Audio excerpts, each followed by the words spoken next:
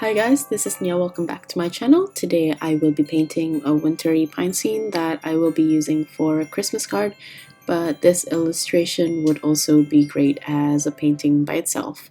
I'm going to paint some trees on the background first, so I want them to have a bluish gray color and a thin consistency so they're quite light. First off, we're going to mix the paint. I'm going to put down some cerulean blue, ultramarine deep, and some ivory black by activating the paint and putting it down on my palette. I think I also had a bit of gray left on my palette, which has quite a bit of white in it, so maybe you could just add a touch of white instead. As you can see, I take a while to get a fair bit of paint mix on my palette. I like to make sure that the paint is evenly distributed on the bristles of my brush every time I load my brush to paint. I'm just going to paint a few lines first to indicate the placement of the trees, and I'm going to distribute it along the bottom of the page. This will help us later to paint straight trees instead of wonky ones, so that's why I always start with the tree trunk in the middle. I also don't want to paint the line too thick though, because I don't want the trees to look too bulky. I'm going to paint the leaves now, and I'm using the exact same color as we did before, nice and light. So to paint the leaves, I just use the tip of my brush, and I do this specific kind of movement with my strokes. Instead of painting individual leaves, you want to bunch the leaves in the middle and spread the leaves as it gets to the side, so your trees won't look too bulky.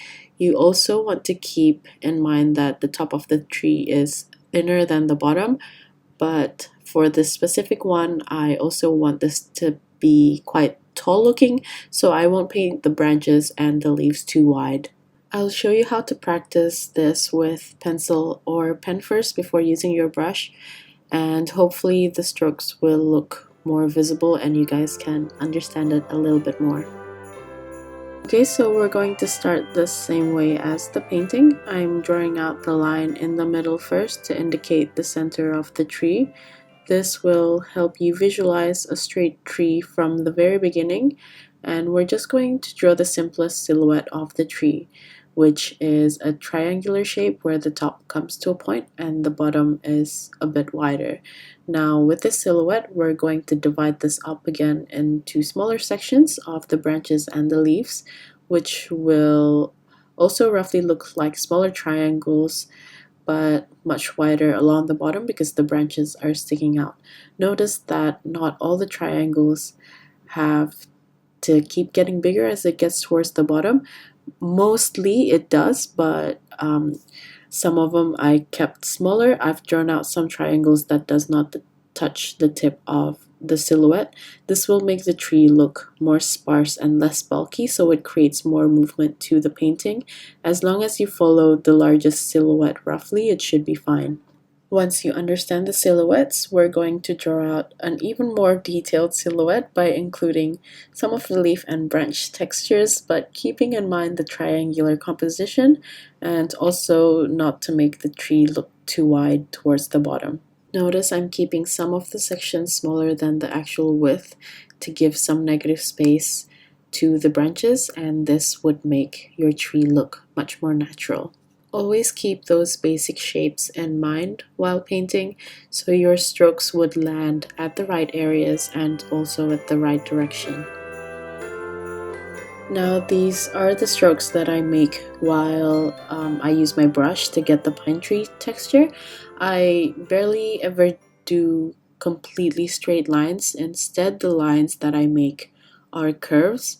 Well, they're more concave to be exact, which will make your painting look less stiff because the organic shapes will help anything look more loose and natural instead of something rigid. So make sure to vary the size and the shapes of your strokes. It can be longer, shorter, or it has more curve. By doing this, you're creating interesting shapes and textures, so the painting doesn't look too repetitive, even though it is technically a very repetitive painting. So that's basically it. Those are the strokes that I make to paint the trees. Also try to visualize the silhouettes as you paint the strokes and you're good to go.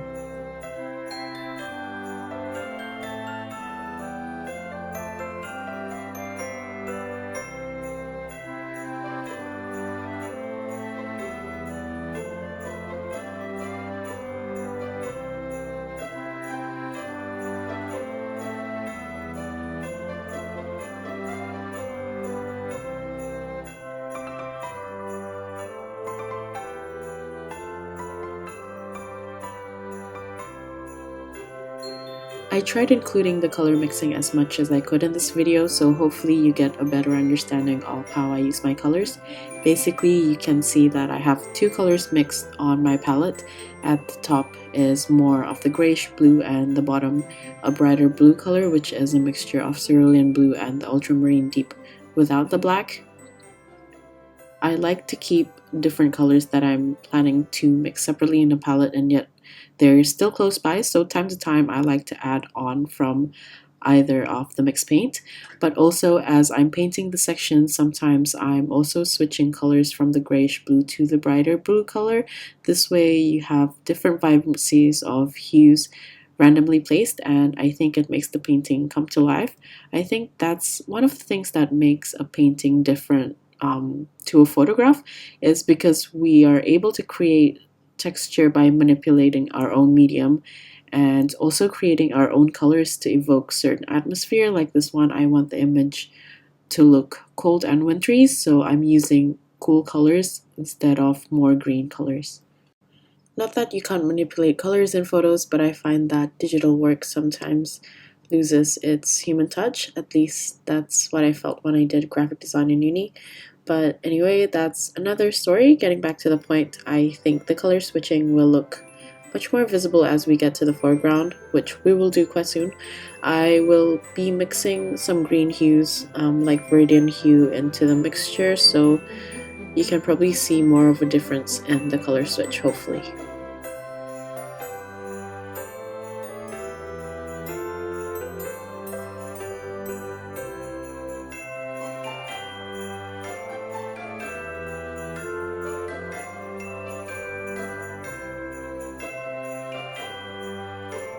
Okay, so here I'm going to start adding the Viridian hue into the previous mixture that we had. I'm also going to use a thicker consistency to separate the colors from the foreground and background. I want to make the colors stand out more in the foreground, so I'm mixing in Viridian, Ultramarine Deep, and Ivory Black to create a clearer distinction, because I want the color to be a darker greenish blue color. However, for the line, I still want to keep it as light as possible, so there's no distinct line in the middle, which I think would make the painting look a little bit stiff. As you can see, I'm just letting the colors naturally mingle with each other on the palette. You can see that some of the paint is more of the deeper blue and some small part of it is the dark bluish green. I'm taking the paint quite loosely too, not thinking too much about what I'm putting down on paper, if it's more of the blue color or the green color. But once the painting looks a bit one-dimensional, I always try to switch to the other hue. This doesn't always apply to every painting that I do. This is just the method that I tend to use when I'm painting these types of painting, or even a loose botanical painting like a flower. It really depends on the sort of thing you're painting at that time.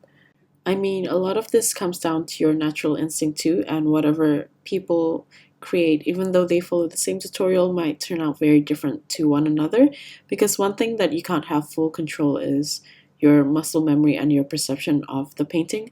Well, technically you can train your muscles, but whatever comes at that particular time you paint is according to your muscle memory at that time, and I think in the end it also defines your style. So it really doesn't matter if any of your paintings come out different to mine.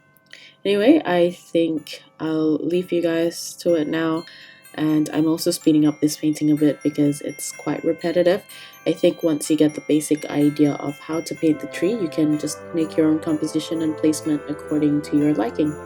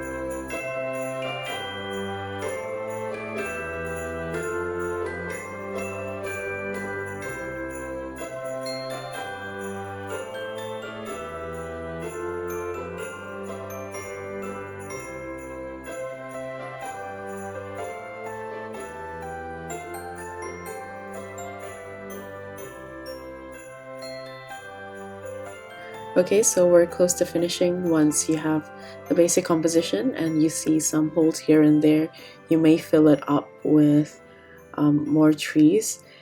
In the end, I also wanted to make some splatters to look like snow on top of some of the trees, but I only wanted a little bit and I wanted to have control over the splatters, so I ended up just painting them on in the end using the colors that I already have on my palette so it looks cohesive with the rest of the painting.